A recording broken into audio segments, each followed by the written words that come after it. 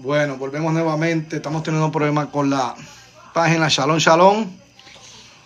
Les pido en grande manera que compartan mientras vamos arreglando aquí los stickers.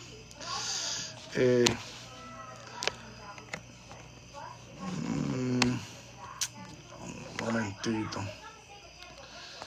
¿Dónde es que se brega esta situación? Vamos aquí, los stickers. Ok.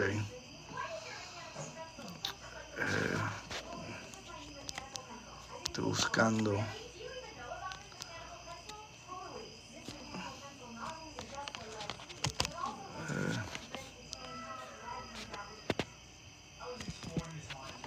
Vamos a ver si puedo entrarlo aquí y pegar. Ok. Eliminar. Vamos a ver si estamos trabajando eso.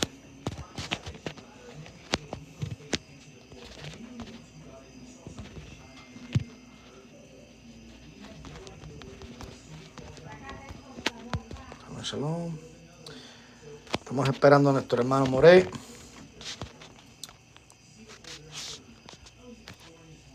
Para que él pueda empezar lo que está programado hoy.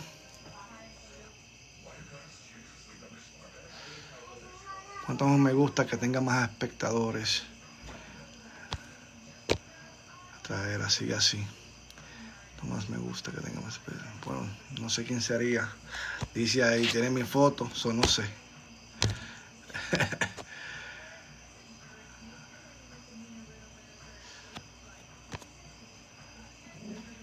Bueno, shalom, shalom.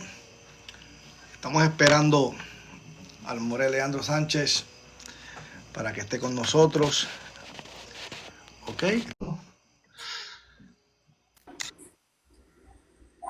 Shalom. Shalom. Se apagó el micrófono.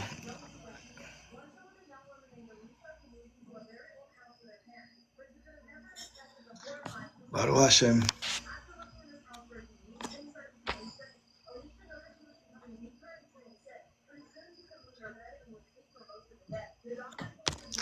Venga, prenda su micrófono, Moré. Ahora sí. Sí, Shalom. ¿Me escuchas? Sí, le escucho perfecto. Estamos en vivo y Bien, a todo Baruch color. Hashem. Baruch Hashem, ¿cómo estás? Lo más bien, gracias al Eterno. Aquí para poder empezar este video de la forma, le digo a las personas que están entrando que le den tap a la pantalla y saquen los corazoncitos, y cuando se llene arriba, esto dará a entender y dará a las personas que están en TikTok que puedan entrar y ver. Si es posible, toda aquella persona que vaya entrando, dele tap a la página, y esperando que cada uno pues sea edificado con estos estudios que hoy vamos a estar presentando. More, el varón Rachel, ¿entrará con nosotros hoy o no? Sí, está entrando, me dijo. Porque, pero él tiene TikTok entonces. Sí, no sé si tendrá TikTok, pero me está entrando allí al enlace que le envié. Ok, o sí, que tendrá que bajar. Bueno, hermano Rapsel, Mohamed, tan pronto esté por ahí, pídame la invitación para poder subirlo y de así empezar este live que sé que va a ser de bendición para muchos. Vive el Eterno. Bueno, a los que están entrando les pido en grande manera que le den tap a la página para que así pues, vaya a otros lugares y pueda la gente pues saber que estamos aquí en live hoy. Vive el Eterno.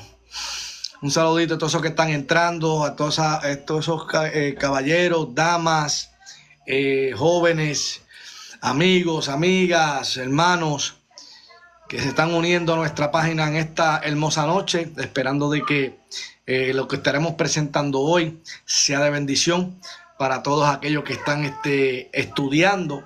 Vive el Eterno. Esto es unos live que presentamos siempre de estudio, junto con mi Moré, Leandro Sánchez, y siempre hablamos con respeto, honestidad y basado en lo que nos corresponde enseñar, lo que es la Torá y principios de fe. Estamos aquí pues siempre trabajando y buscando la manera de seguir hacia adelante.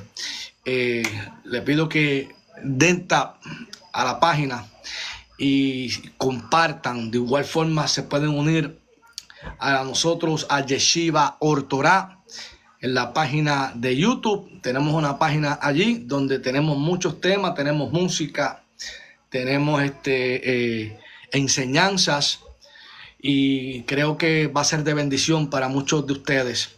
Si es posible, dele like, regístrese y comparta.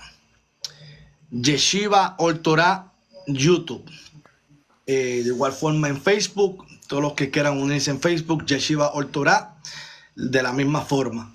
Me buscan como Diginorio en Facebook y de esa forma pues me dicen quiero unirme a la Yeshiva Ortorá para ser parte de esa hermosa página y estudios. Gracias, Mohamed, dame acceso, ok, denme la oportunidad, déjame ver si puedo traerlo aquí un momentito. ¿Cómo se dice aquí? Tiene que mandarme, gracias, Mohamed, tiene que mandarme la invitación, invita, donde usted ve dos muñequitos que hay ahí, dice invita. Apriete ahí para entonces yo poder subirlo. Ya que de ahí es que yo lo puedo subir. Vamos a ver si lo puedo conseguir por aquí.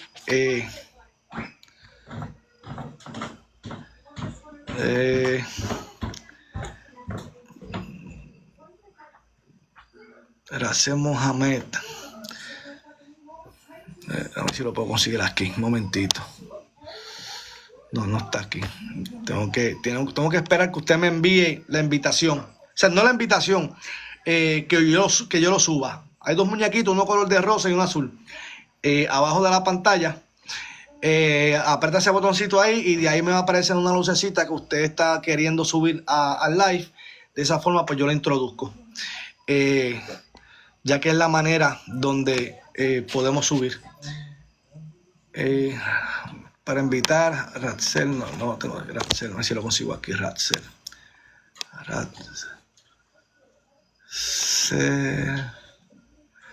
Ratzel Mohamed.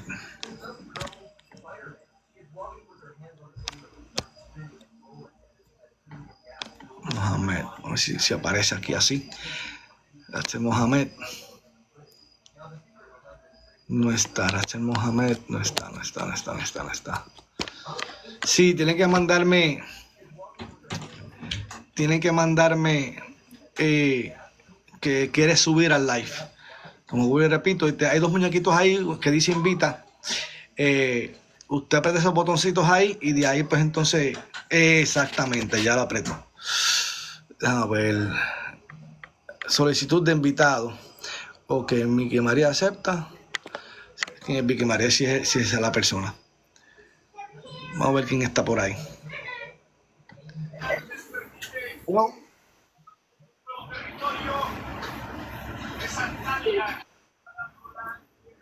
Buenas.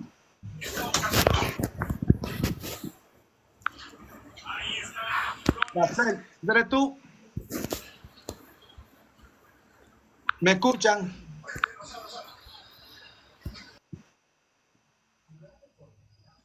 No sé.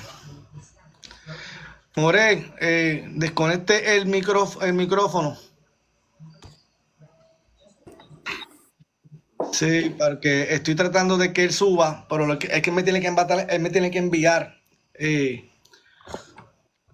la forma para yo poder subirlo. Estoy tratando de chequear aquí, estoy buscando, a ver en qué manera de otra forma lo podría subir. Pero no encuentro. Sí, hay que esperar que él intente entrar. Lo que pasa es que se está conectando desde el computador. Pero lo que pasa es que yo no sé si toque por computador, si no es por... No, sí se entra, pero no sé si le aparecen las mismas opciones para que le dé subir. Ok. Yo creo que para hacerlo más rápido que se conecte desde un teléfono. Sí.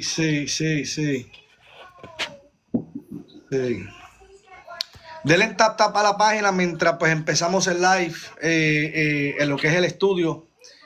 Sigan dándole tap tap tap tap para que la gente que está el algoritmo, la gente que está en TikTok puedan saber que estamos en vivo. Como vuelvo y repito, no soy un administrador en esta situación en cuestión de TikTok. Mayormente lo que yo manejo es YouTube y Facebook. Estamos cada día que vamos haciendo live, este es nuestro tercer live, entiendo yo, y estamos aprendiendo. Estamos esperando a nuestro invitado, Rachel Mohamed, que va a estar con nosotros, y espero que pueda entrar.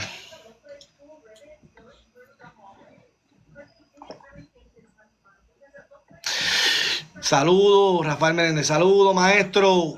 Desde Colombia, Rafi Saborioco. Eso es.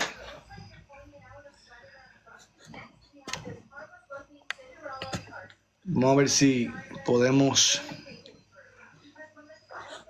esperar que nuestro hermano Rapsel entre. El Eterno, ya que va a ser de gran bendición esta enseñanza hoy. Yo sé que va a ser de bendición para muchos.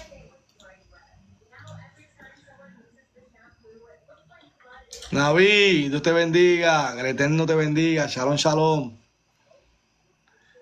Tenemos que hablar largo y tendido, llevamos tiempo que no hablamos.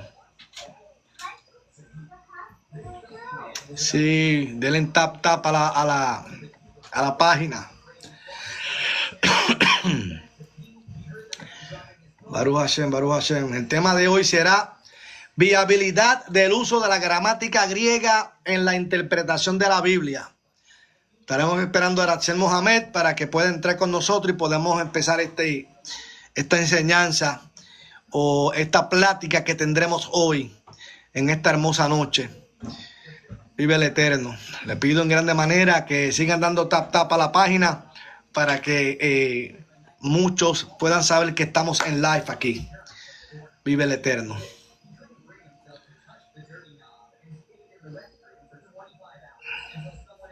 Gracias, Naví.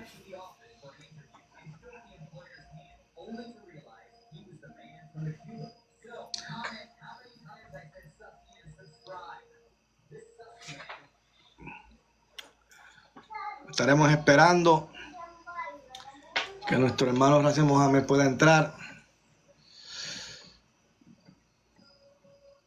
Vive el Eterno. Lo que pasa es que yo no lo tengo tampoco de amigo, porque no sabía que él tenía TikTok.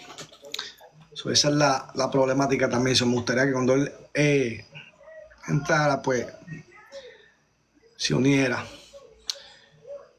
Vive el Eterno. Le pido que Julio Augusto Gutiérrez, si es posible, a todos esos hermanos que van entrando, sigan dándole tap tap a la página para que así pues otros más lleguen a poder ver lo que hoy estaremos trayendo. Pues está bien, tremendo. Tú vas a subir ahora, un momentito. Envíeme la invitación para subirlo. Naví, envíame la invitación. Invitado, ok. Aquí estamos, a ver si puede conectarse.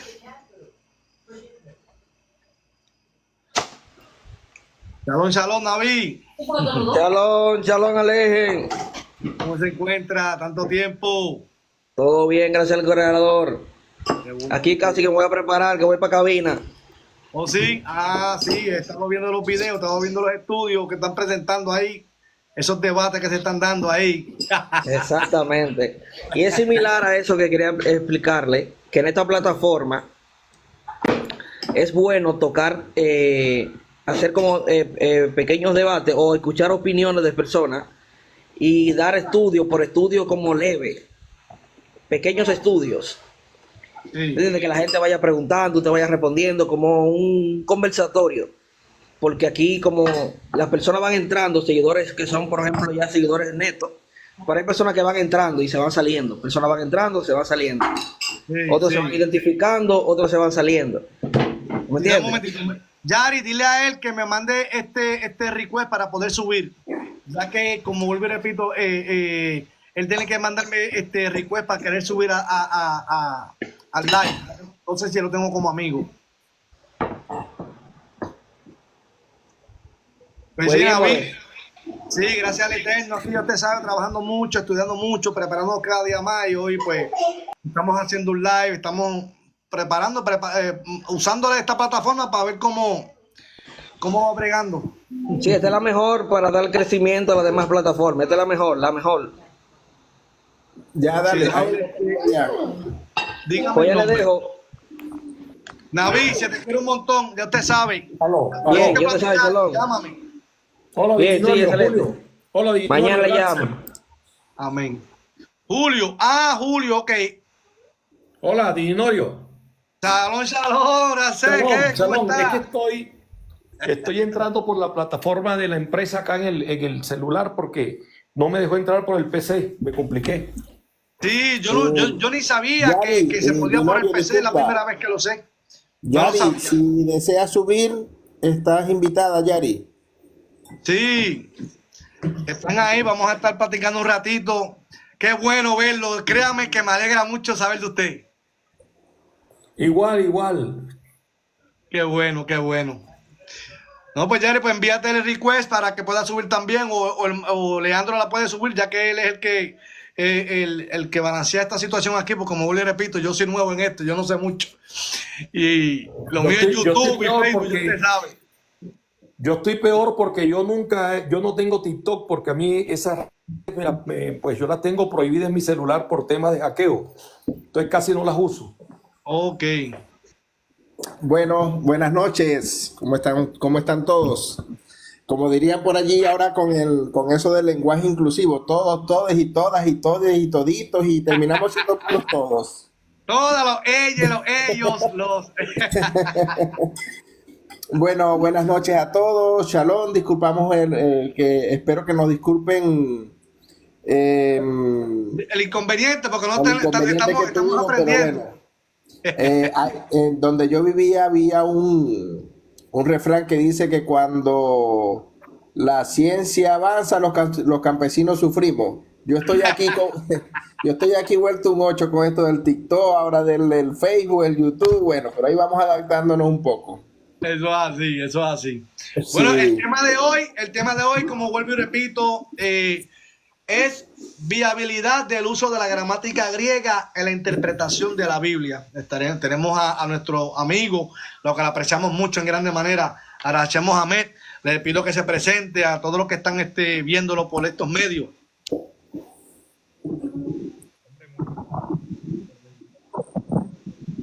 ¿Nos escucha? Sí, tiene que subir el micrófono. Yo creo que se escucha bajito.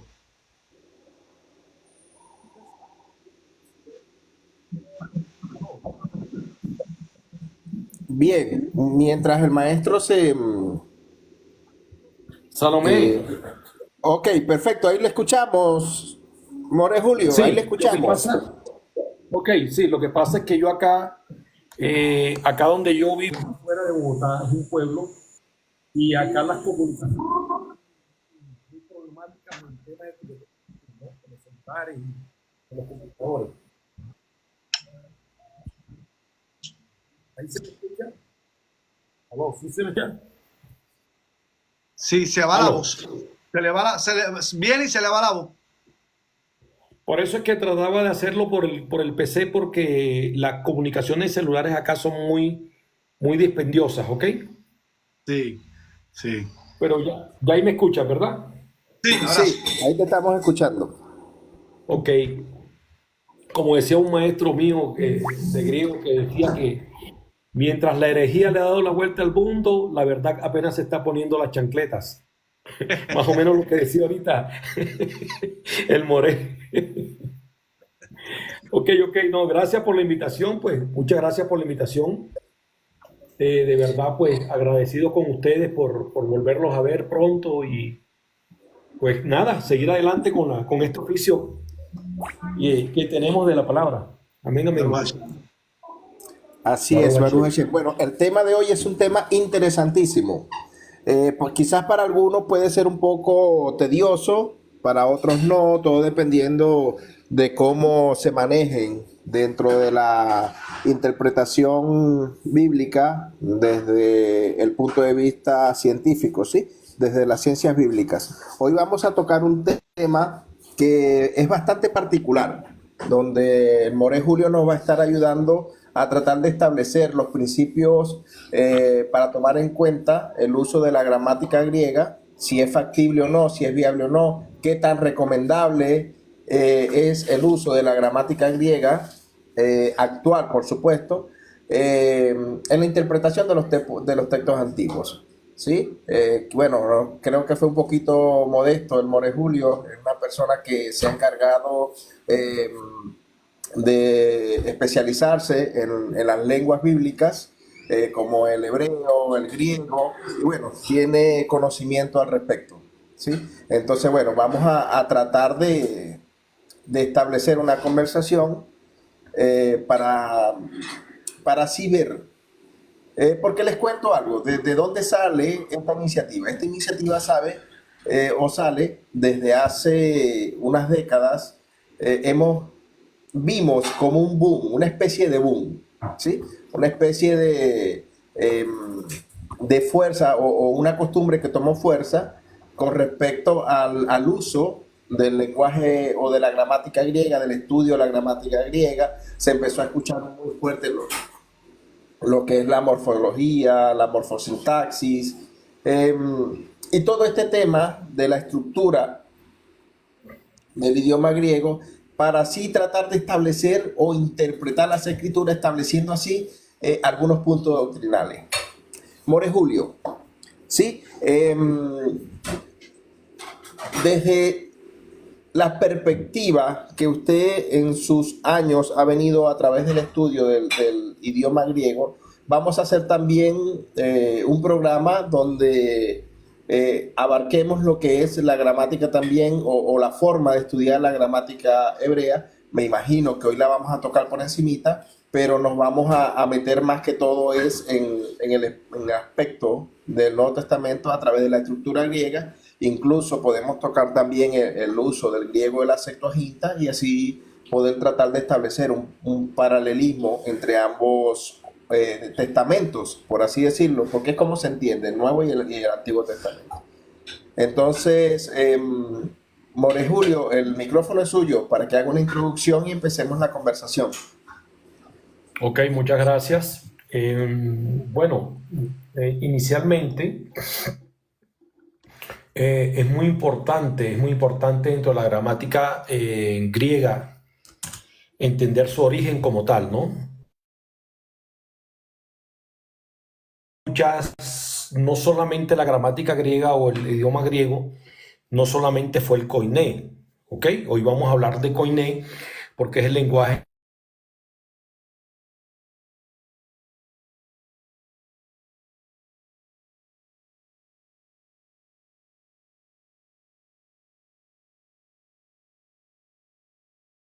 del Mediterráneo oriental, que data aproximadamente, estamos hablando del siglo IV al siglo antes de Cristo al siglo IV después de Cristo, ¿no? Y realmente es una visión simplificada del griego ático. ¿Qué era el griego ático?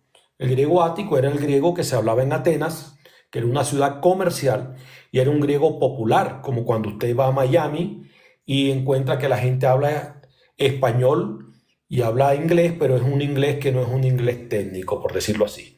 Entonces era un lenguaje más comunicativo, comercial, y a partir de ahí se forma la parte del griego koiné, que es un griego realmente una versión simplificada, por decirlo así, del griego ático. Y entonces ese griego, por ser comercial, se fue extendiendo y se fue generalizando en las diferentes regiones. Viabilidad. ¿Cuál es la viabilidad del uso de la gramática griega en la interpretación de la Biblia? Bueno, esto es extremadamente fundamental para nosotros poder desarrollar una exégesis precisa y contextual. Por ejemplo, se exploran algunos tipos de razones en el conocimiento de la gramática para poder interpretar textos bíblicos muy puntuales. ¿Ok? Esto tiene algunas limitaciones también, pero también genera unos grandes beneficios. Entonces, por ejemplo, un caso muy importante es la precisión en la traducción y la comprensión del texto. En el idioma griego, ya sabemos que el griego koiné, en ese fue el que se escribió textualmente el Nuevo Testamento, pero tiene una serie de matices y estructuras gramaticales que no siempre se traducen bien al español o a los idiomas modernos. Mismo caso que pasa con el hebreo. Entonces, hay que tener presente, cuando tú estás viendo un texto bíblico, que todo lo que tú estás leyendo son traducciones. ¿Qué es una traducción? Una traducción no es otra cosa que una equivalencia de una palabra de un idioma fuente a un idioma receptor. Eso es lo primero que hay que tener en cuenta. Entonces, por ejemplo, usted escribe la palabra shalom. Todo el mundo lo traduce paz. Pero una cosa es la traducción y otra cosa el significado. ¿Correcto? ¿Por qué es importante esto? Shalom, ¿cómo se veía shalom? Shalom era una manera de saludar en la antigüedad por parte de los judíos, en las cuales ellos levantaban la mano, le decían shalom a la persona, bajaban la mano, primero la levantaban hacia el cielo y cuando la bajaban decían shalom aj o shalom alejen. ¿Qué significaba esto? No era la paz sea con ustedes, eso es una traducción. Significaba que usted estaba enviando un saludo de bendición, diciendo que todo de lo que tú careces, todo lo que tú necesitas, el Eterno lo derrame sobre ti. Entonces ya pasamos a darnos cuenta que traducción y significado son diferentes. Por ejemplo, el caso patético para que entendamos la comprensión de los textos. La palabra ruach, que en griego es neuma, que viene del hebreo, que significa espíritu. Pero nosotros en la mente occidental pensamos que un espíritu es un ente que camina por ahí. Y resulta que ruach es una palabra polisémica que tiene varios significados. Puede ser poder, intención, mente. Entonces, cuando usted lee la traducción, usted le dicen Espíritu Santo. Pero es que Espíritu Santo, neumahaios, que se dice en griego, en hebreo es Ruach Kedushá y no es Ruach HaKodesh. Entonces, ya no es Espíritu Santo, sino poder de la santidad. Eso trajo como consecuencia la personificación en los concilios de mirar al Espíritu Santo como una tercera persona de la Trinidad. Entonces, nos damos cuenta que una cosa es la traducción en la gramática y otra es el significado en sí de la palabra. Al nosotros conocer los significados de la palabra, podemos interpretar de manera más precisa y producir un sentido más lógico a una oración. ¿Por qué es importante esta precisión? Por ejemplo, veamos un ejemplo claro y cojamos puede ser primera de Juan 1.1, que es un texto muy discutido. Juan 1.1 es un texto discutido de que si Jesús es la divinidad o no es la divinidad. Tendríamos que mirarlo desde la gramática para poder resolverlo. Entonces, esto nos traería una gran comprensión. Ahora bien, la clasificación de los significados de las palabras, no las traducciones, ayudan a que evitemos malos entendidos y ambigüedades dentro del texto que estamos leyendo, ya que existen diferencias idiomáticas entre el griego koiné y otros idiomas. Recordemos que el griego koiné es una lengua antigua, ¿no? Es una lengua muerta hoy en día. Entonces, la lengua griega está, digamos así, fundamentada en algo que se llama aspectos, modos y tiempos verbales.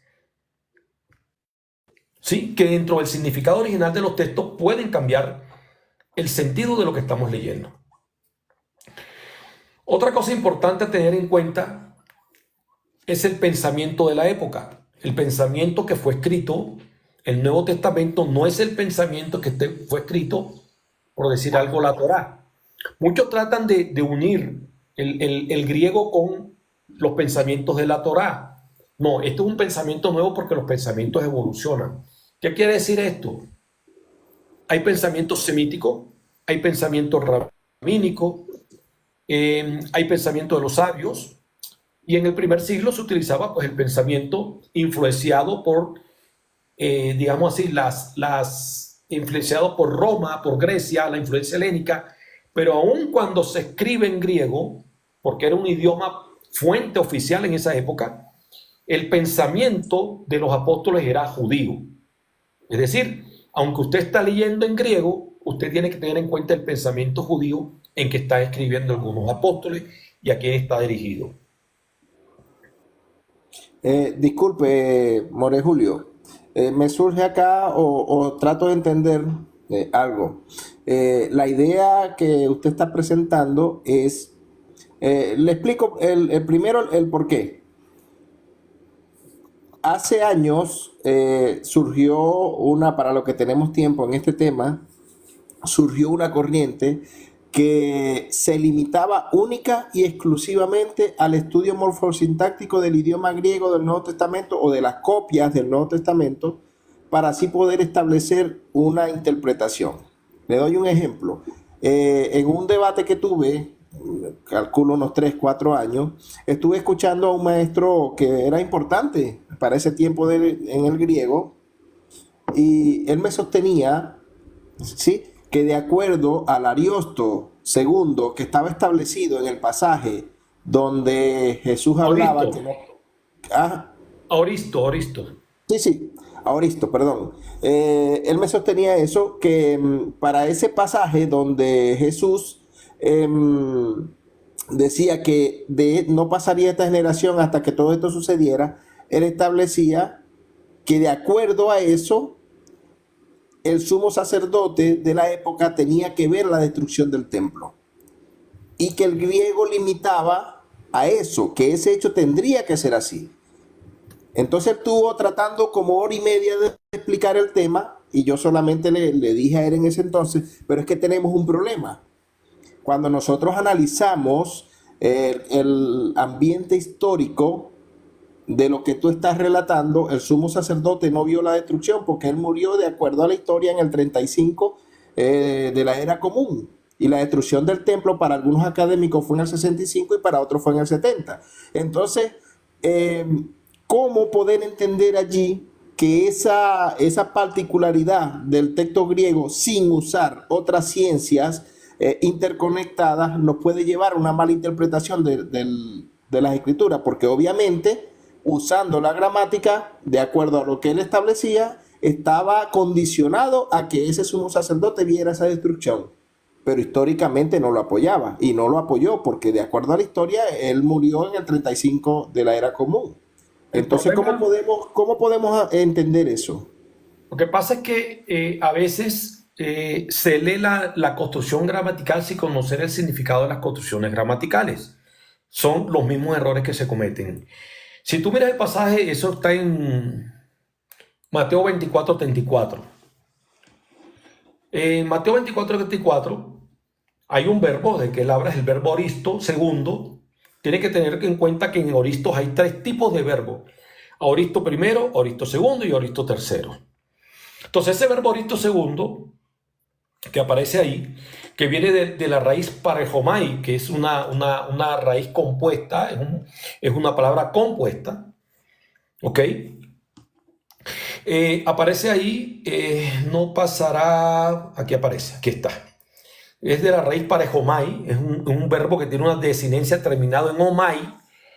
Esos verbos terminados en omai son voces pasivas, pero se leen como voces activas. Es decir, aunque está escrito, su terminación es en omai, aunque está escrito ese verbo, su raíz verbal, por decirlo así, termina en una desinencia, que la desinencia es omai, aunque es una voz media, se lee en voz activa. Ahí está el primer error. Y está en modo subjuntivo.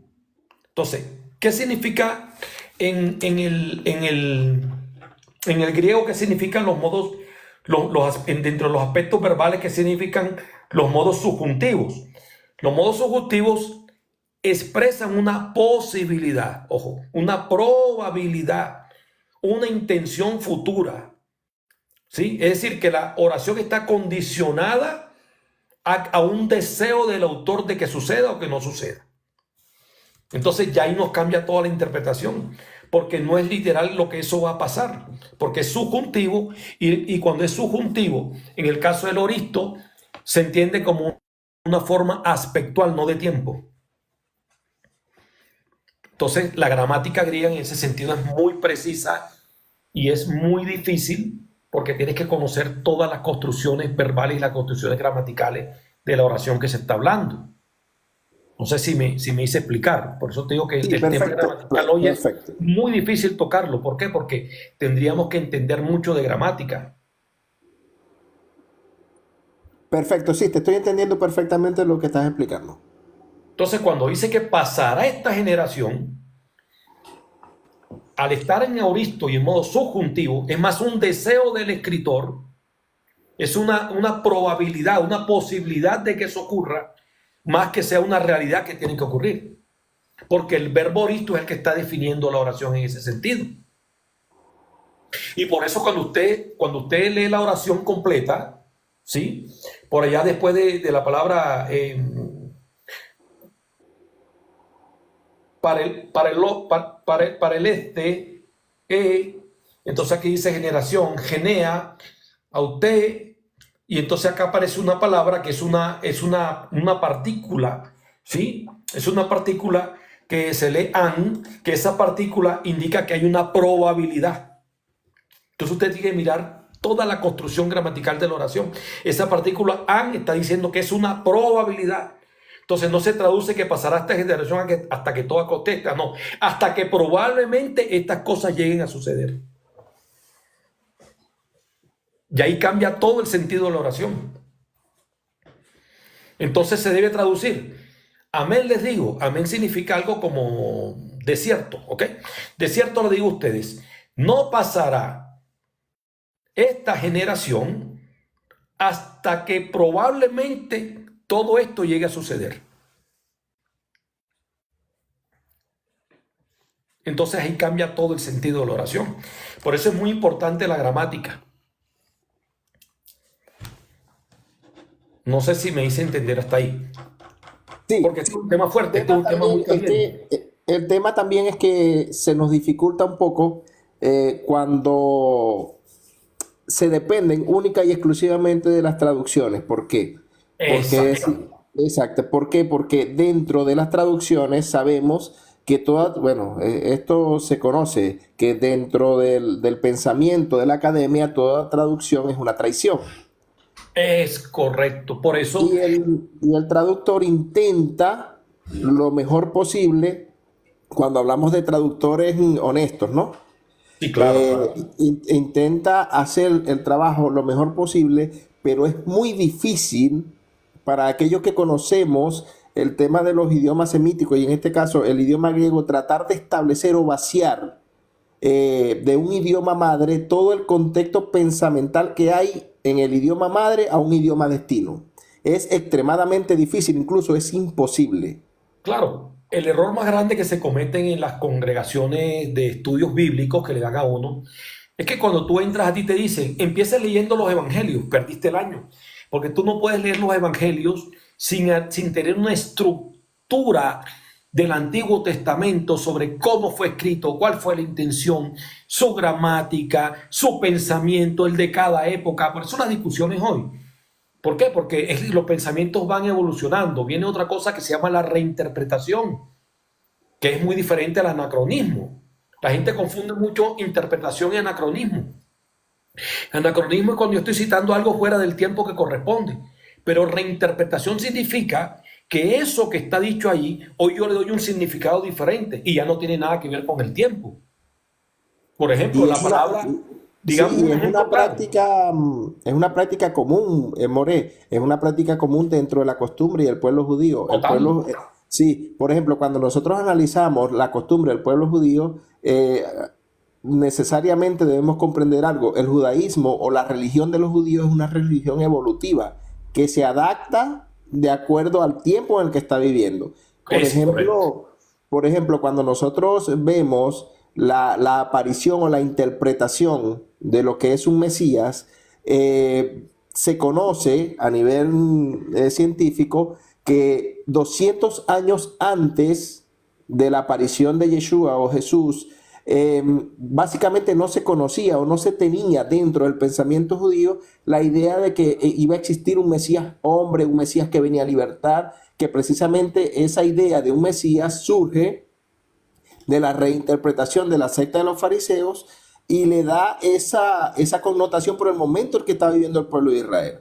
en el sentido de que estaban siendo esclavizados, venía la revuelta de los macabeos. Entonces esa necesidad de ser libertados o liberados da a la reinterpretación de los textos proféticos para la aparición de este Mesías, que algunos se fueron por la interpretación de un Mesías Ben Yosef y otro Mesías Ben David. Pero antes de esto no existía esa interpretación. En este caso se reinterpretaron los textos proféticos y se establecen para el momento en el que se necesitaba la aparición de ese Mesías y se reinterpreta. ¿Qué nos da a entender esto? Que antes de ese momento Isaías no sabía que estaba escribiendo sobre la aparición de un Mesías o sobre la vida de un Mesías, para aquellos que interpretan de que Isaías habla de Jesús y así sucesivamente, o que Jeremías hablaba de Jesús y esas cosas.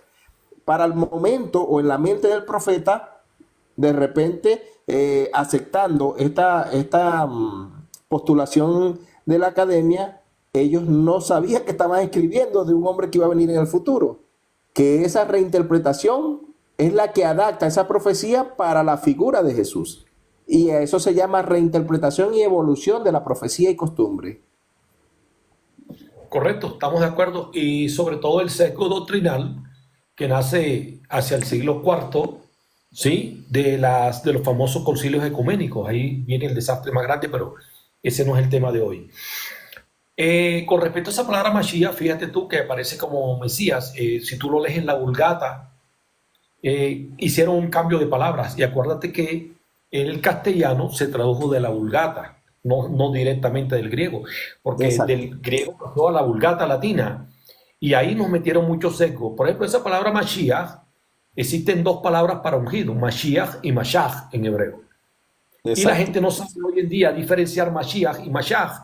Mashiach es aquel que es ungido con aceite, pero Mashach se refiere, Mashach al que es ungido con aceite, después cambió el significado, pero Mashiach también significa, ¿sí?, aquel sobre el cual ha sido derramada la Shekinah de Dios. Entonces, el templo era Mashiach. ¿Por qué? Porque era santo, sobre él se derramaba la Shekinah de Dios. Date cuenta que, por ejemplo, en el Antiguo Testamento, Dios llama ungido al rey Ciro. Dice, Ciro es mi ungido. Ok, mi Mashiach. Pero no tiene nada que ver con unción de aceite. Entonces, ahí hay un tema gramatical que fue cambiando en el tiempo y hoy en día se pretende que Mashiach es todo el que es ungido con aceite. Y eso es un error porque eso fue evolucionando. Es como la palabra gentil. En la antigüedad la palabra gentil significaba no judío.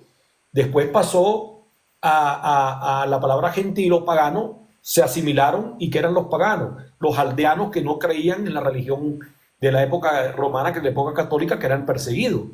Los aldeanos, entonces se llamaban paganos y asimilaron el término gentil a pagano. Y hoy en día gentil y pagano son lo mismo. Entonces también hay evoluciones, digamos así, semánticas y uso de las palabras, que también es importante en el griego, el uso de las palabras. ¿Por qué? Porque tú a veces vas a encontrar una traducción, pero tú debes también identificar el uso más frecuente de esa palabra. Entiendo el punto. También tenemos un ejemplo que yo lo uso mucho en cuanto a la evolución filológica de los términos, más que todo en el griego, que es la palabra cosmos. ¿Sí? Correcto, cosmos. Por ejemplo, cuando nosotros leemos en el libro de Juan, capítulo 3:16, en las versiones españolas, dice, porque de tal manera amó Dios al mundo, ¿sí? Entonces, dentro de las predicaciones, hemos encontrado, creo que está pausado el video de, no sé si me estará escuchando. Aló, sí, Ya, sí. perfecto. Ok. Dentro de las predicaciones de origen cristiano, encontramos nosotros que las personas cuando se refieren, o los evangelistas, pastores, todo predicador, cuando se refiere a Juan 3:16, hacen ver a las personas que Jesús murió por el pecado del mundo, o porque Jesús murió porque Dios amó al mundo como tal, ¿sí? Eso es lo que se interpreta de las versiones españolas.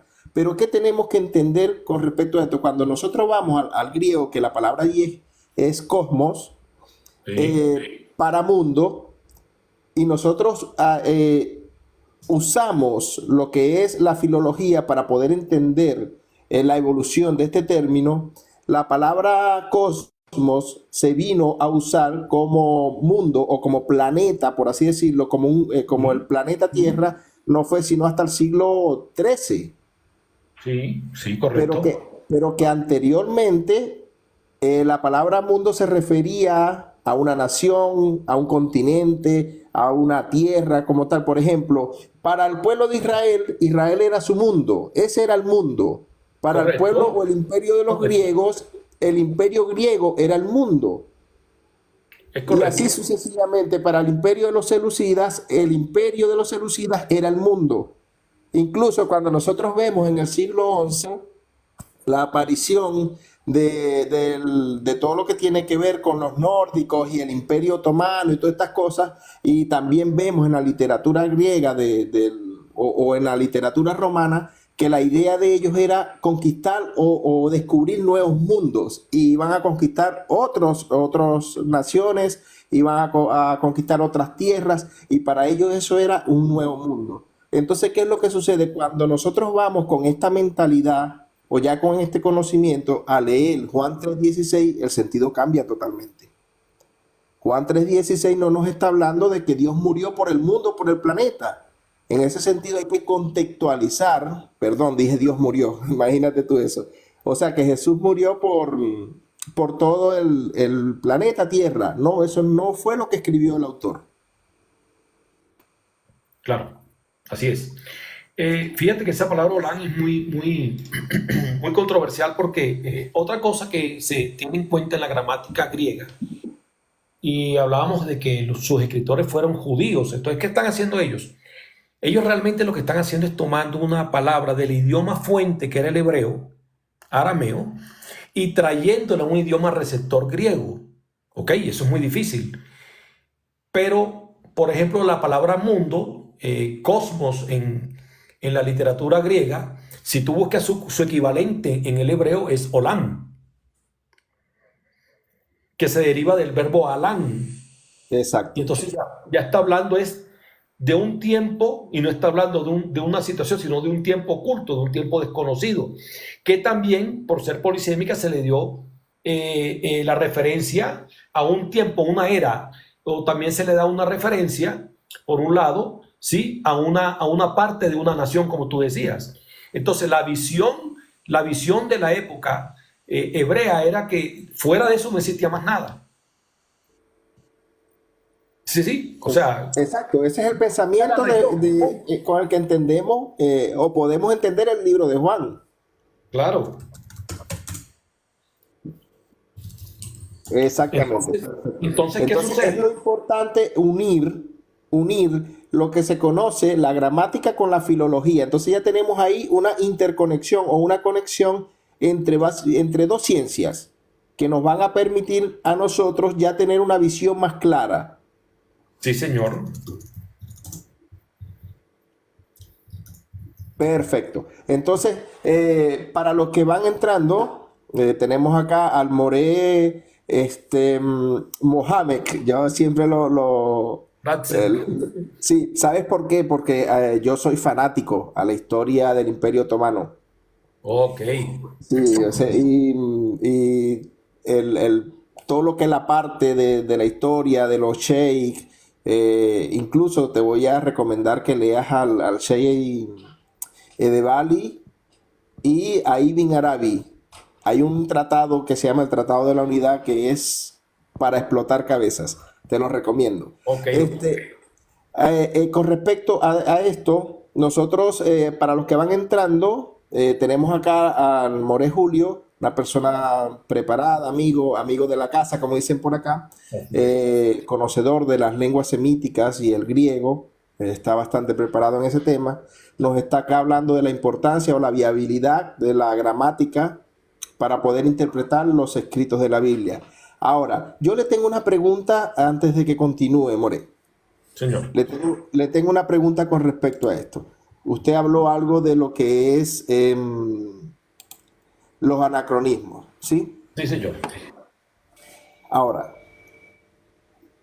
La gramática griega como ciencia, o el estudio de la gramática griega como ciencia, si no me equivoco, me corrige si estoy equivocado, sin ningún problema. ¿Y el qué? ¿El qué? Perdón, no te escuché El bien. estudio de la gramática como estructura gramatical se origina a partir del siglo VI, si no me equivoco.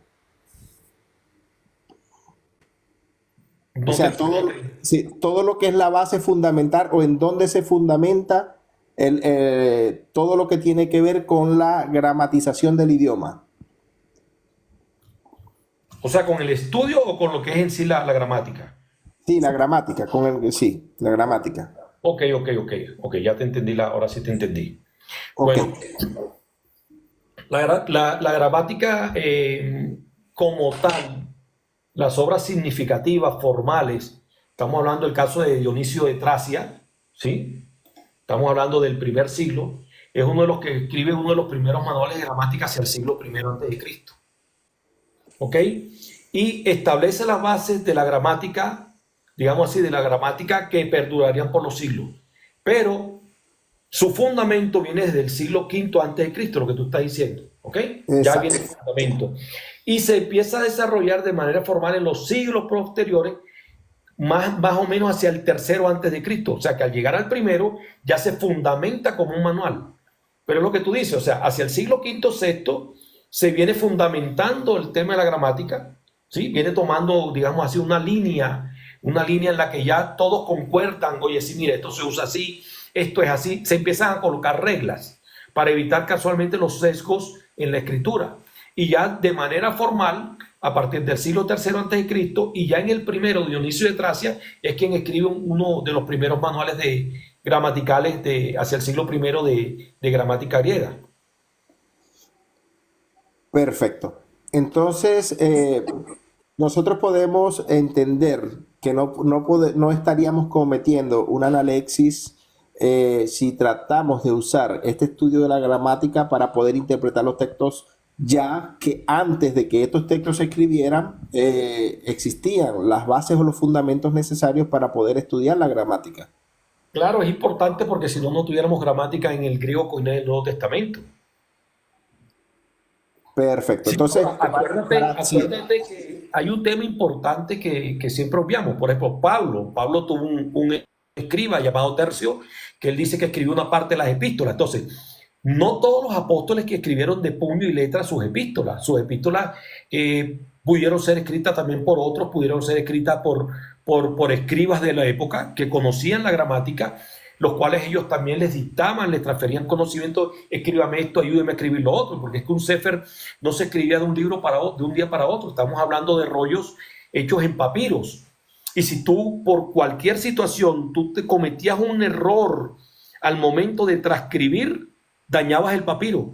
Y si era flojo, lo dejabas dañado. Entonces, por eso encontramos variaciones textuales. Oye, ¿por qué aquí aparece esta palabra y no aparece en este otro texto? Casualmente porque muchas veces en la transcripción o en la escritura, el escritor que estaba haciendo los sefer, los rollos, pudo haber cometido un error tanto gramatical como un error de interpretación, porque acuérdate que, por ejemplo, el caso del hebreo, hay palabras que una sola letra te cambia todo el significado de toda la palabra. En griego también pasa lo mismo. Un cambio en una letra te puede cambiar la conjugación verbal, te puede cambiar una preposición, etcétera.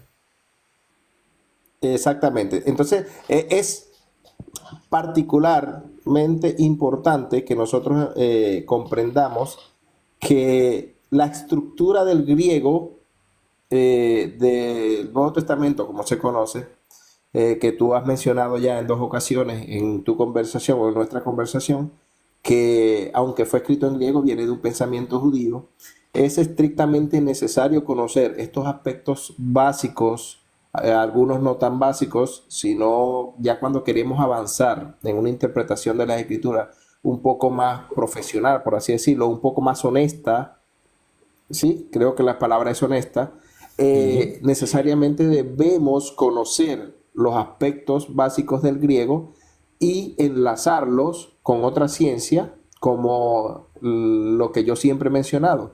Tener en cuenta lo que es el pensamiento de la época, tener en cuenta lo que es la estructura del pueblo en el cual se están desarrollando los escritos, qué se creía, qué se pensaba, cuál era el ambiente político, si tenemos algunas evidencias arqueológicas al respecto, y todo eso nos va a dar una idea y un establecimiento claro de lo que es o lo que significa, en este caso, la oración o el texto que estemos interpretando.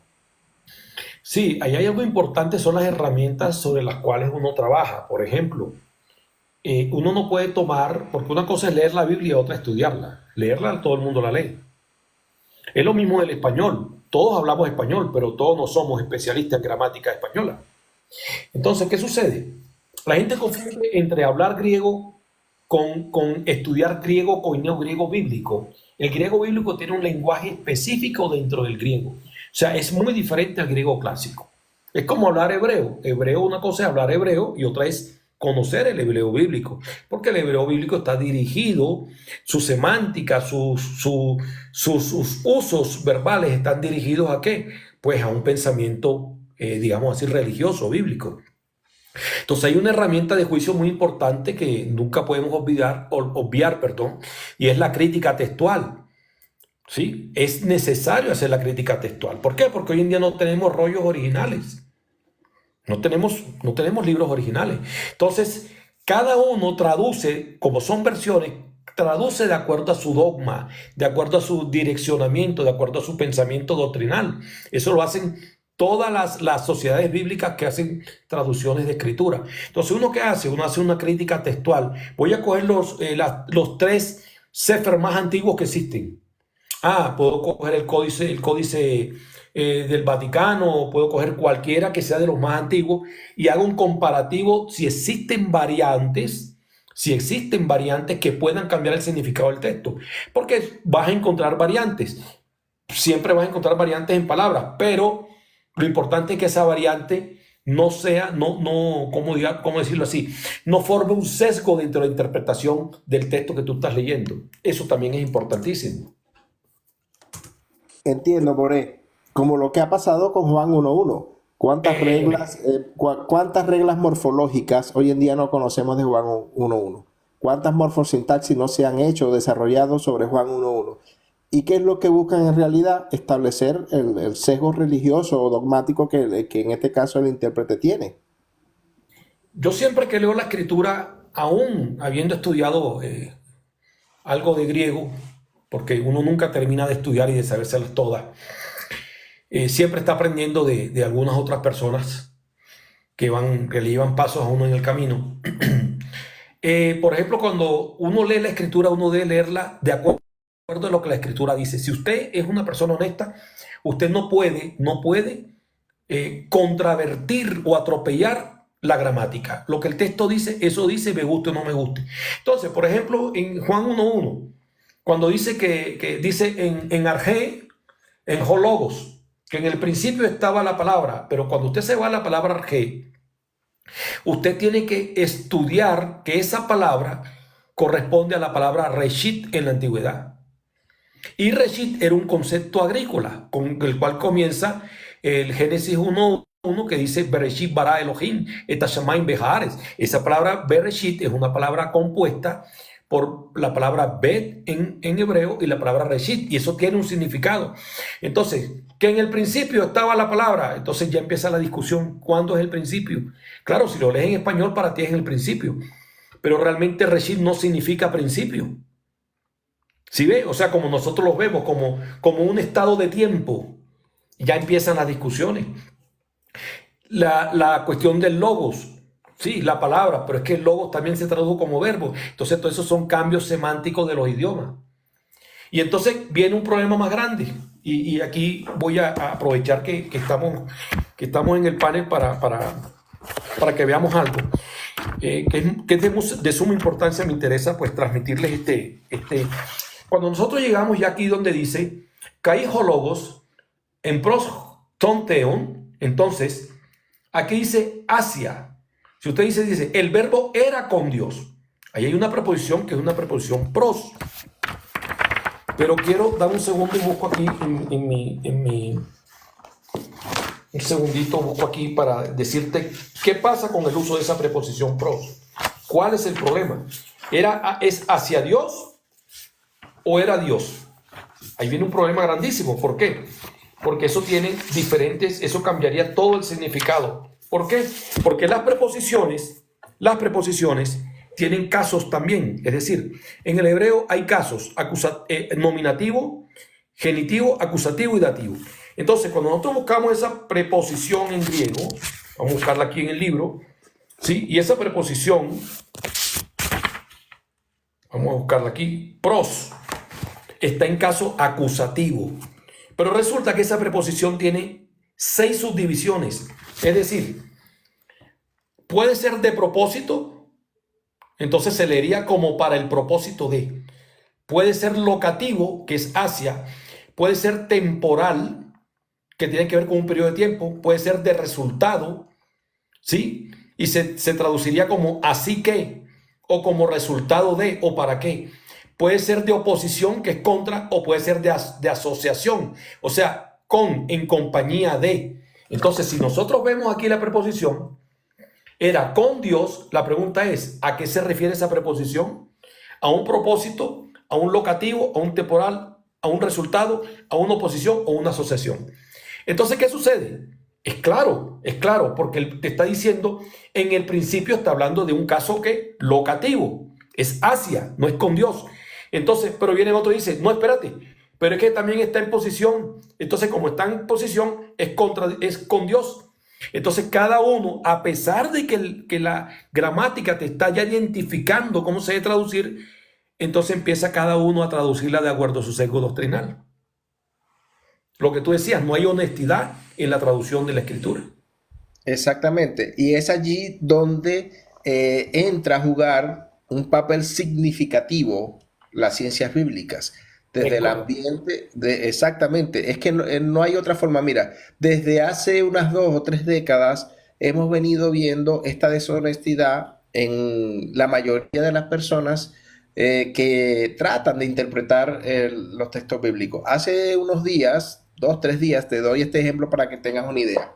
Fíjate que estaba hablando por acá, por el TikTok, con una persona, y esa persona me dice, mira, ¿qué significa este texto? Entonces yo le digo, mira, pero es que tú no puedes establecer un punto doctrinal basado en que una versión española te dé una palabra que tú ni siquiera estás sabiéndola o interpretar o entender desde dónde viene, ¿sí? Por ejemplo, te voy a decir algo. Jesús era negro. Sí. Un ejemplo. Entonces él venía y decía, ¿de qué color es Jesús? Y yo le decía, no, eso no habla del color de Jesús. Tienes que entender Claro. qué es lo que se está tratando de traer eso. No puedes cometer una falacia del falso dilema. Las escrituras no se limita a un sí y un no en muchos aspectos desde de la interpretación. Eso es un error. ¿Por qué? Porque el hecho de que en la versión española nos diga a nosotros en Juan 1:1, como lo traduce Reina Valera, y el verbo era Dios, viste que el verbo era Dios. No, eso no significa eso. Hay que entender cuáles son las conjunciones verbales y qué es lo que está condicionando la preposición o no para poder entender y comprender a qué se está refiriendo. Aparte de eso, hay otro detalle importante. El detalle importante es que nosotros estamos leyendo una copia que hizo un escriba, que ese escriba tenía una carga teológica, tenía una visión fundamentalista o una visión teológica que viene a hacer o a tratar de reinterpretar, la reinterpretación de quién escribió ese texto, y a su vez ese que escribió el texto tiene que tratar o viene de tratar de entender la visión del autor del texto mismo. Entonces estamos ya lidiando con una cadena de básicamente 3 o 4 traductores y que cada uno estaba condicionado por lo que creía. Sin tomar en cuenta también que el autor de esto tiene una carga teológica. Por ejemplo, en el libro de Juan 1:1, eso es una conexión directa con Proverbio 8 y es un midrash, lo que se conoce en hebreo como midrash, donde el autor está tratando de establecer una especie de paralelismo con Proverbios 8 para tratar de dar a entender un midrash, lo que se conoce en hebreo como la literatura midrashica o la escritura midrashica, donde conocemos que hay un midrash alágico y un midrash agádico. Entonces, el autor de Juan 1, ¿sí?, lo que está tratando de establecer es una interpretación agádica para tratar de dar a entender de dónde sale todo esto. Entonces, Claro, sí, le escucho, Moreno. sí. Ah, no, disculpa, no, sigue, tranquilo. No, Sí, no, ya, ok. incluso ya te iba a dar el pase. O sea, hay que Bueno, tomar todo esto en fíjate que cuenta para poder entender y saber hacia dónde nos vamos a dirigir con el estudio gramatical. sí, por eso, mira, importante conocer el concepto. Por ejemplo, si tú miras la palabra logos tiene diferentes significados de acuerdo a la filosofía.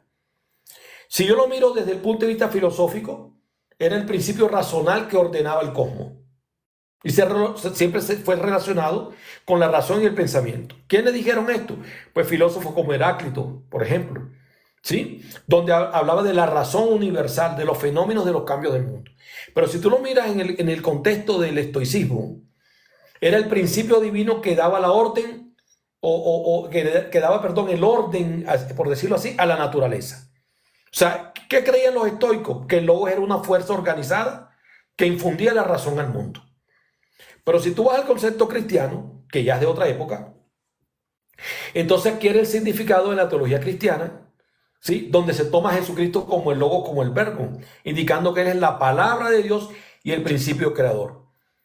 Ahí tampoco está diciendo que es Dios. ¿Sí te das cuenta? Tampoco lo está diciendo.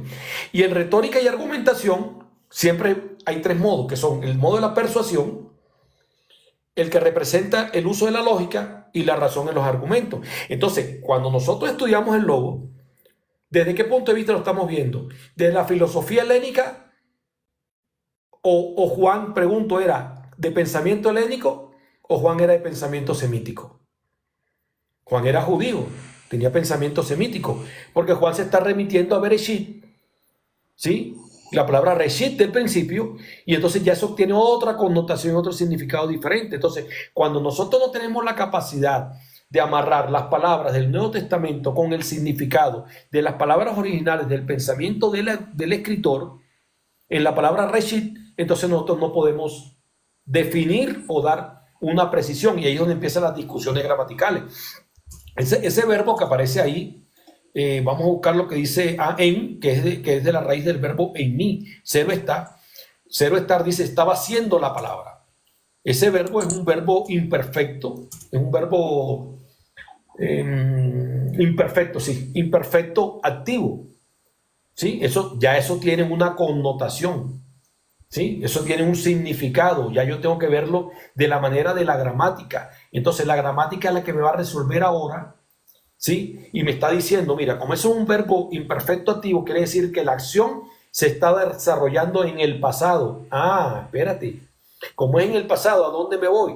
Génesis 1:1. Sí tiene relación, pero entonces yo no puedo llevar el concepto, ¿sí?, del principio del cero estar del Nuevo Testamento al pensamiento, ¿me entendiste?, helénico, sino al pensamiento del Antiguo Testamento.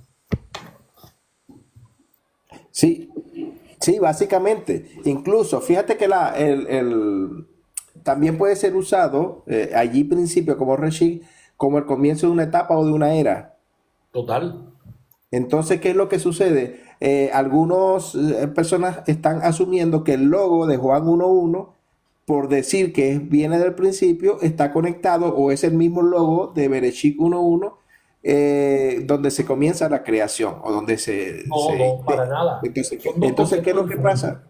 Claro, como usted bien lo explica, allí la palabra es arche o en arche, que lo que puede estar determinando en este sentido es el inicio de una etapa o de una era.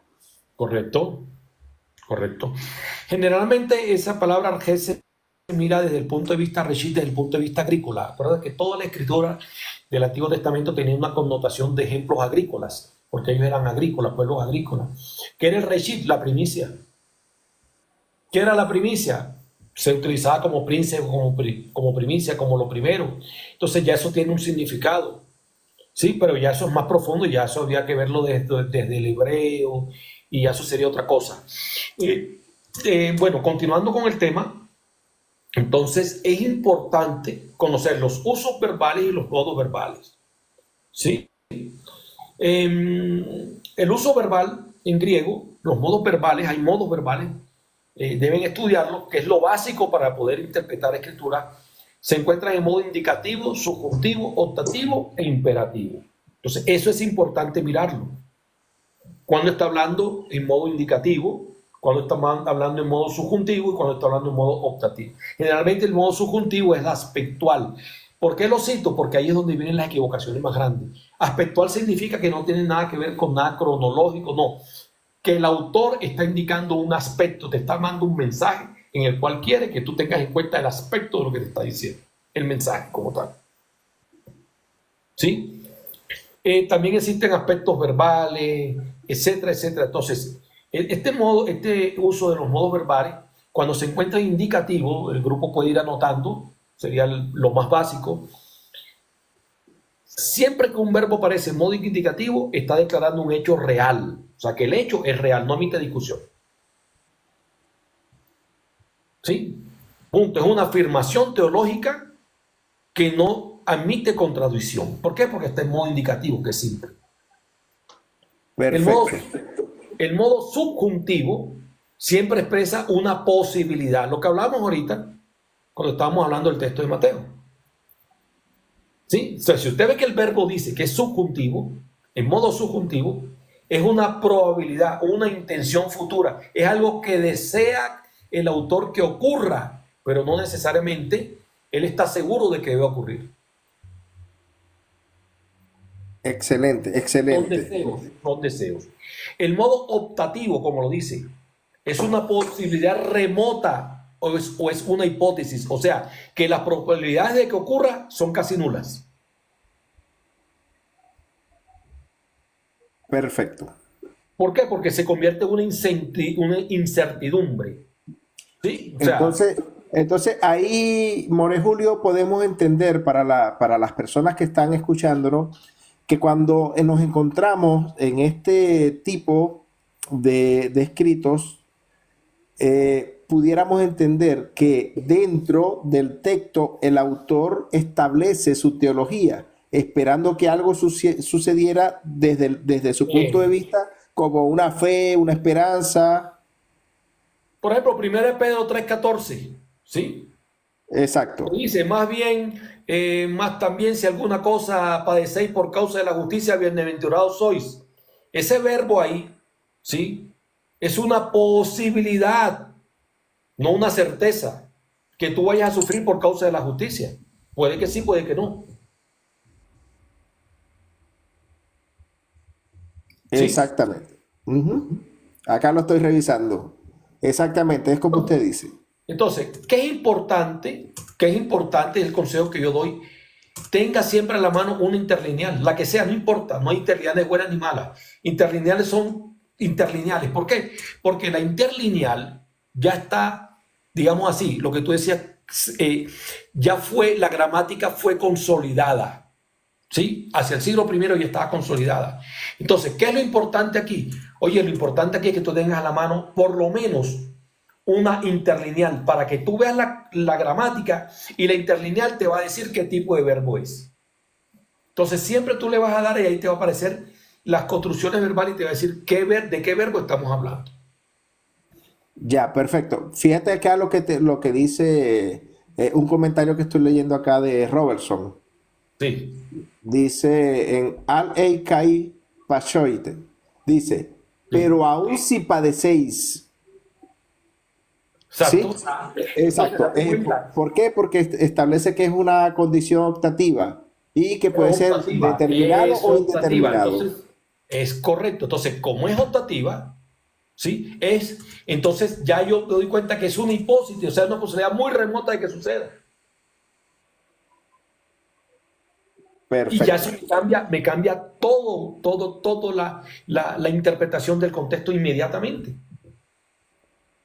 Claro, cuando de repente podemos estar escuchando a personas que enseñan desde el verbo, desde el idioma español sin conocer esto y Es correcto. diciendo que tenemos que sufrir por causa del evangelio y que nos van a matar, No, no, no, no, no, apedrear no, no, no, y que no, si no, no, no, y que no. si no sufrimos no estamos bien ante Dios y todo ese tipo de No, cosas. no, no, no, no. Ahí lo dice claramente. El verbo fuente ahí, pasoite, es un verbo que está en presente activo optativo, segunda persona del plural.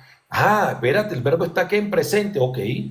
Es activo, o sea, una voz activa es una voz que está diciendo lo que tiene que decir. Ah, es optativo, ya ahí cambió. Ya Ah, es ahí cambia. optativo.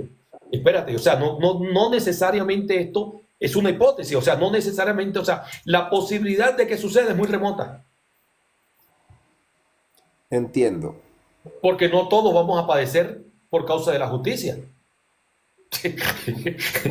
¿Sí ves? Esto sí tiene sentido la gramática.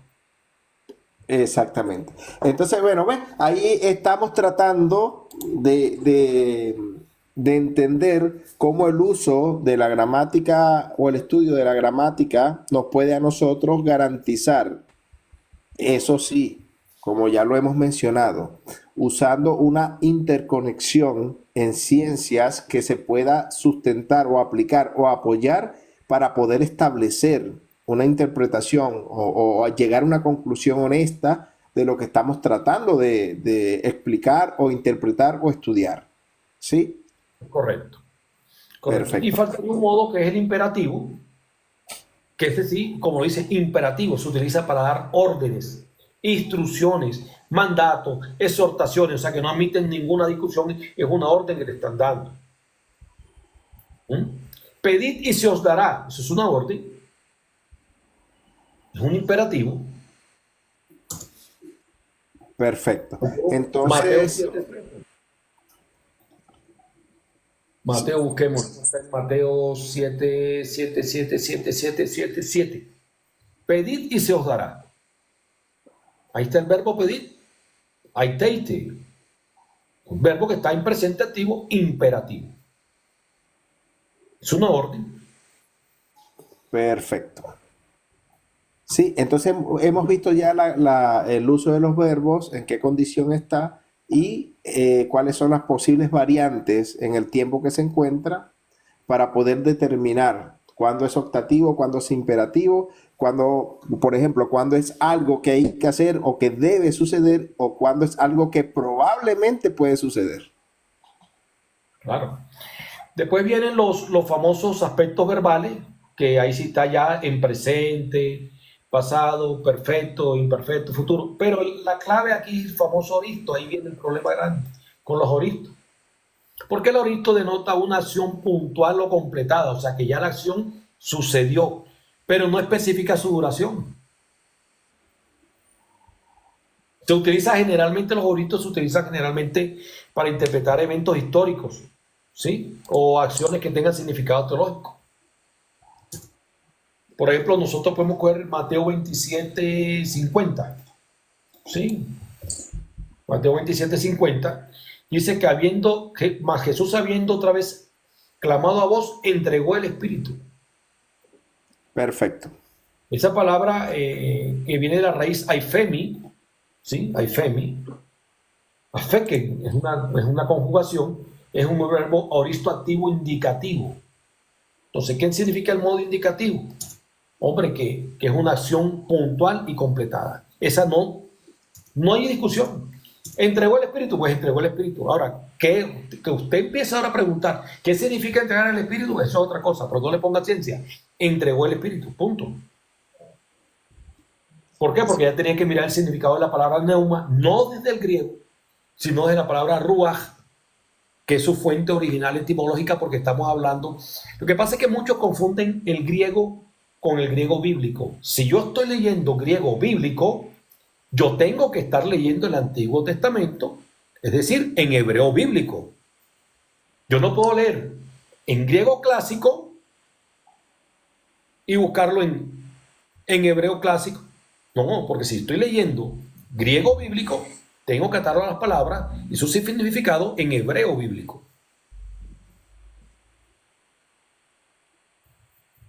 No sé si Exactamente. me hice comprender. Sí, Entonces, sí, es sí, muy claro. importante la fuente original, porque es que la fuente original, el idioma fuente aquí es el griego y el receptor es el español, porque estoy en una traducción. Pero, por ejemplo, el caso de la Septuaginta, que es la traducción del Antiguo Testamento, del Tanaj, que ya sabemos que hay textos traducidos tardíamente, etcétera, eso es otra cosa.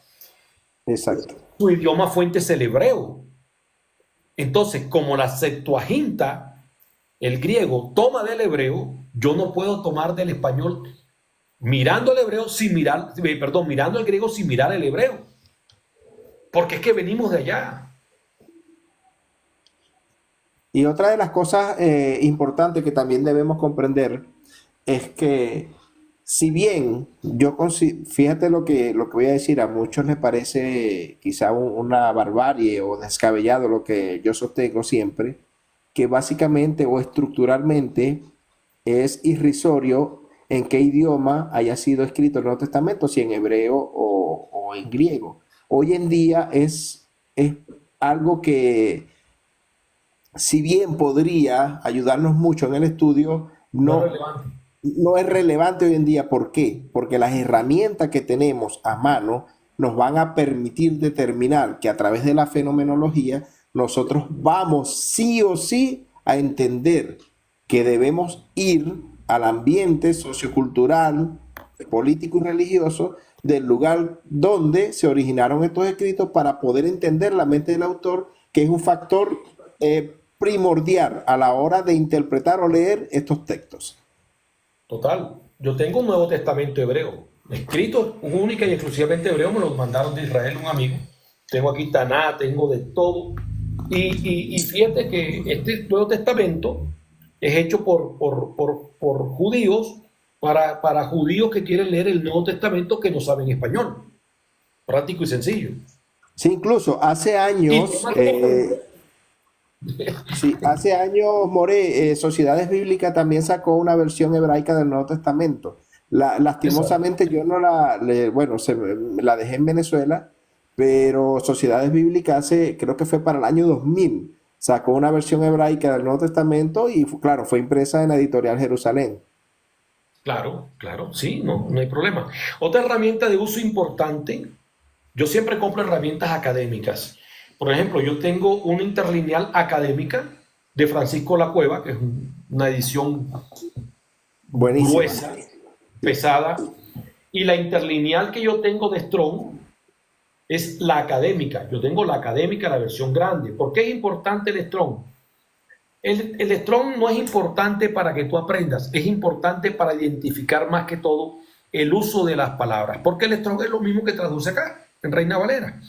Pero tú puedes identificar el uso de las palabras, tú puedes saber, por ejemplo, a través de un Strong académico, la palabra que estás investigando, en qué versículos ha sido usada. Entonces, cuando tú te vas a los versículos, tú dices, epa, fíjate que en todos estos versículos la traduce así y en este la traduce diferente. ¿Por qué? Entonces tú puedes hacer crítica lógica. Exacto.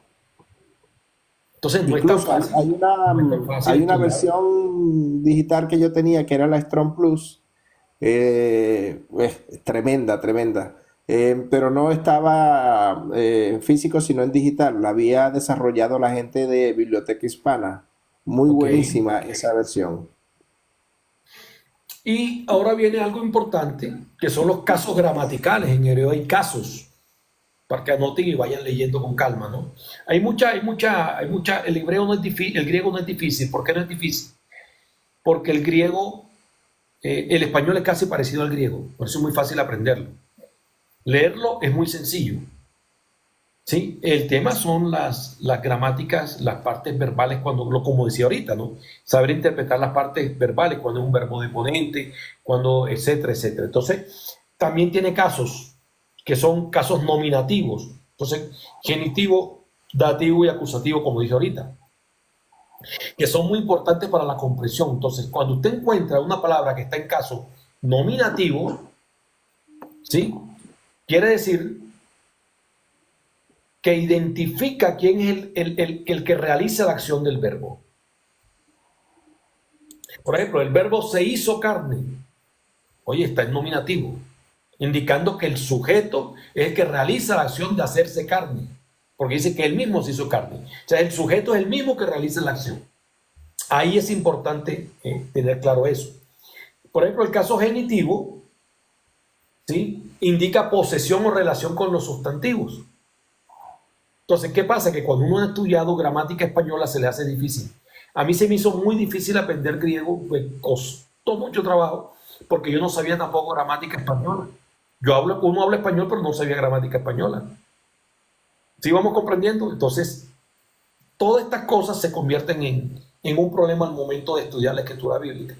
Y el caso dativo se utiliza para identificar el objeto indirecto. O sea, para quién se realiza la acción. Entonces, todo esto es importante. En resumen, ¿qué quiero decir?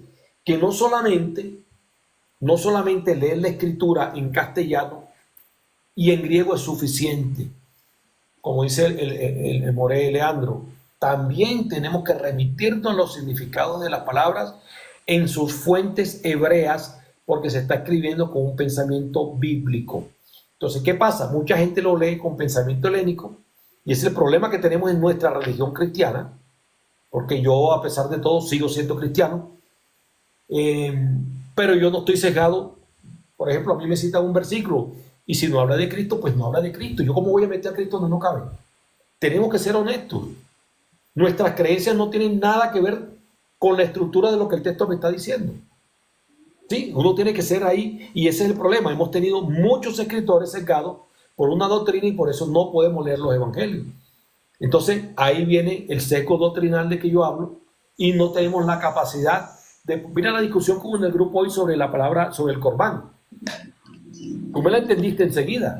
Es un Sí, corbán. básicamente.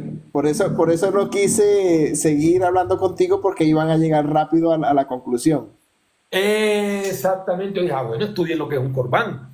Entonces, si tú miras y dices, es que Cristo pagó, la sangre de Cristo cubrió nuestros pecados, bueno, ¿y por qué seguimos pecando?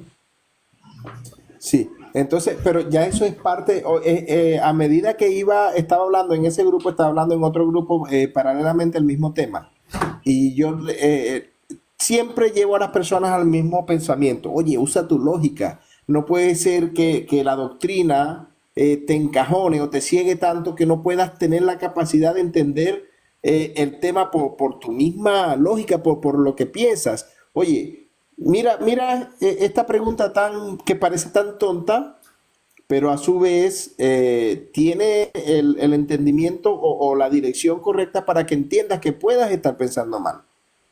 Si la verdad Cristo pagó por los pecados del hombre, ¿por qué el hombre sigue pecando? Porque no Entonces conocen el allí, concepto del corbán, de exacto, sacrificio. entonces ahí no, y tampoco entiende lo que es la palabra rescate, ni qué es lo que significa la palabra rescate en el Antiguo Testamento, y Ok. entonces no logramos entender o ver más allá de lo que se enseñó desde un púlpito, y nos matan a la persona, le están poniendo en sus ojos la realidad de la fábula en la que está creyendo, y sencillamente no se da cuenta porque se aprendió durante muchos años. Y pierde el mensaje, porque realmente el mensaje es muy bonito que te está dando el Nuevo Testamento. Pero al tú sesgarlo, tú estás perdiendo el fundamento del mensaje, que es lo importante. Esa es una parte que tocaremos después. Entonces, date cuenta que bueno, no podemos seguir con la gramática, porque sería estudiar gramática, y estudiar gramática te lleva por lo menos, el estudio que yo hice duró casi 2 años, ¿no? No fue un estudio, Exactamente. no fue un estudio de un cursito de 3 meses, como hace la gente por ahí, hacen cursos de 3 meses y ya salen griego. No, no, espérate.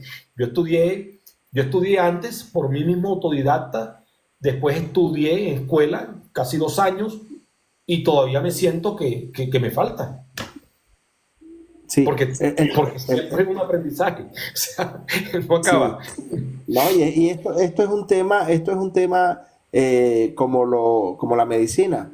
¿Sabes lo que sucede? Es que anteriormente el sesgo religioso estaba monopolizado porque la información la manejaba solo una corriente, ¿sí?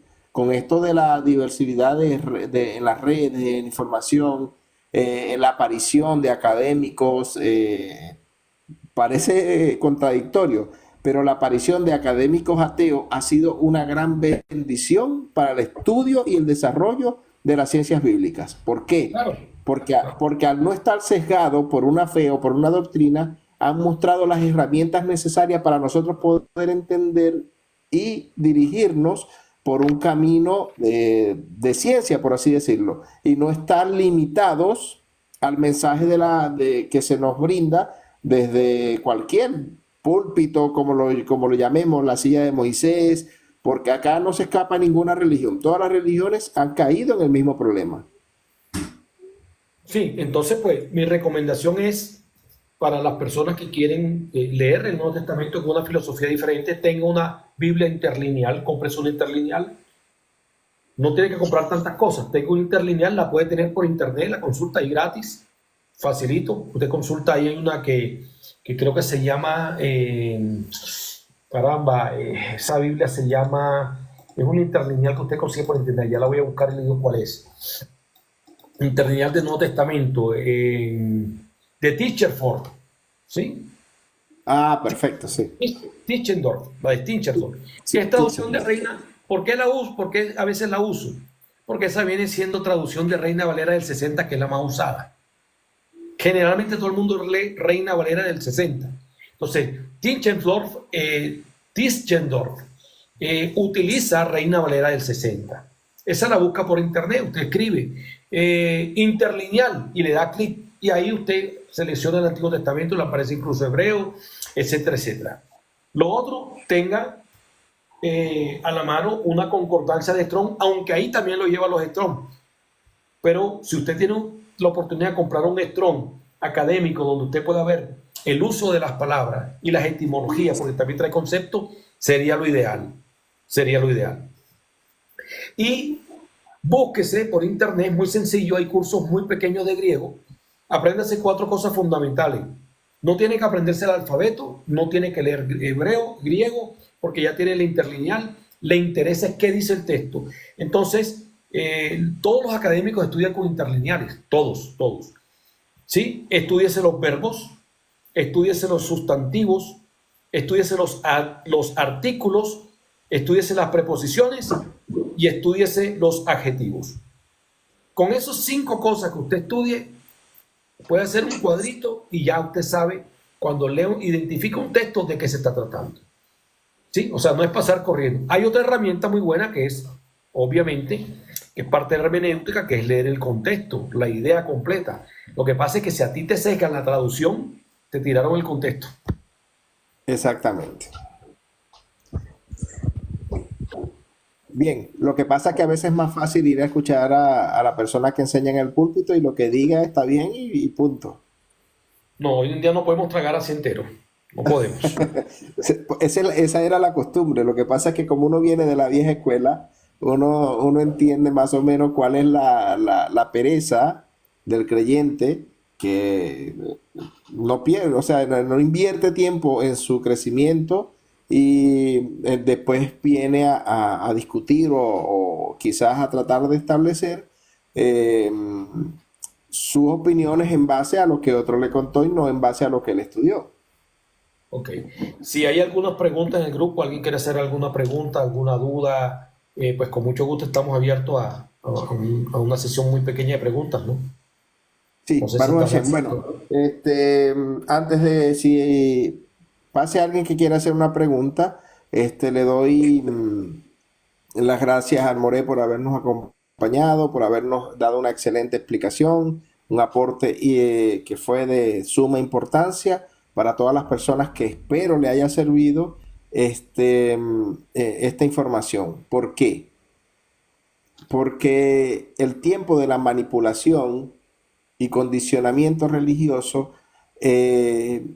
ha venido desapareciendo, ¿sí? Hoy en día quizás las iglesias, por así decirlo, o algunas denominaciones están llamando a las ciencias bíblicas o al estudio bíblico desde un ambiente más científico, lo llaman como que es algo, una obra del diablo y ese tipo de cosas. Pero ¿sabes la realidad de lo que ha sucedido? Lo que ha sucedido es que a raíz de la profesionalización del estudio de las escrituras, usando herramientas medibles, tangibles y verificables, las personas han dejado de ser manipuladas. Y como se ha perdido el control sobre muchas personas, ya no se pueden manipular y por eso es el ataque que tienen al estudio científico de las escrituras. O sea, desde el momento en que no pueden seguir manipulando y controlando a sus feligreses, desde ese momento buscan el culpable, y el culpable no es otro más que toda la desinformación que ha existido en este sentido, porque anteriormente la información, como ya mencioné, la manejaba una única élite, por así decirlo, y no se permitía a los feligreses tratar de estudiar o desarrollarse en el conocimiento. Entonces eso ha sido contraproducente desde hace mucho tiempo. ¿Por qué? Porque no sé, Julio o More Julio, si usted se acuerda, cuando los predicadores antiguos mandaban a quemar los televisores porque era el cajón del diablo, le prohibieron a sus feligreses estudiar porque Cristo venía ya, y ese tipo de barbaries, ¿sí? Así es, así es, así es, así es. Entonces, bueno, eso se ha venido acabando, esa manipulación se ha venido acabando. ¿Por qué? Porque sencillamente esa interpretación con la cual se sellaba que el Espíritu me mostró o el Señor me dijo y ese tipo de cosas han venido cayendo por su propio peso. Entonces, si alguien tiene alguna pregunta para el More o para mí, bueno, estamos acá para poder tratar de responder. Bueno, nosotros tratamos